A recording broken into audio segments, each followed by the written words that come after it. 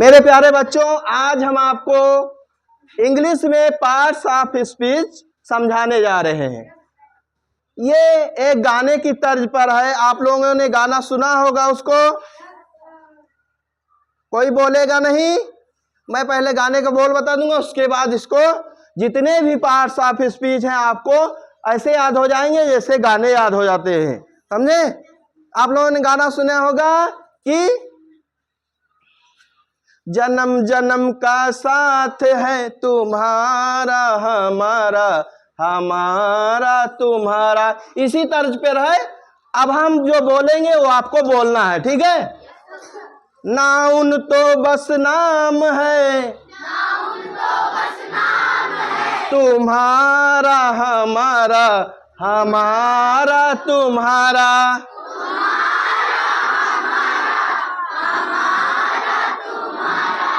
बिना नाम के कुछ नहीं होता, जाने है जग सारा। नाउन तो बस नाम है तुम्हारा हमारा, हमारा।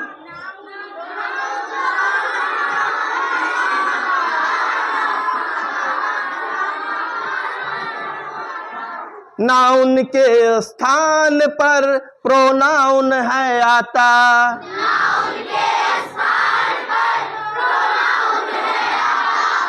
एडजेक्टिव नाउन प्रोनाउन के गुण है बतलाता।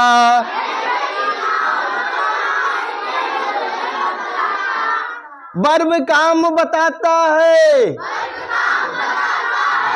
जाने है जग सारा। नाउन तो बस नाम है, तुम्हारा हमारा, हमारा तुम्हारा। एडवर्ब एडजेक्टिव और वर्ब के गुण बतलाए, कभी कभी दूसरे एडवर्ब के गुण भी बतलाए। प्रीपोजिशन संबंध बताए, जाने है जग सारा। नाउन तो बस नाम है, तुम्हारा हमारा, हमारा तुम्हारा। कंजक्शन दो शब्दों या दो, कंजक्शन दो शब्दों या दो वाक्यों को जोड़े। इतना सब कुछ जान लिया है, इंटरजेक्शन क्यों छोड़े। विस्मय सुख दुख यही बताए, जाने है जग सारा। नाउन तो बस नाम है, तुम्हारा हमारा, हमारा तुम्हारा। अब इस पोयम को आप लोग अगर, यानी अब तक हम लोग क्या सीखे हैं कि नाउन, नाउन हमारा तुम्हारा नाम बताता है। नाउन माने संज्ञा।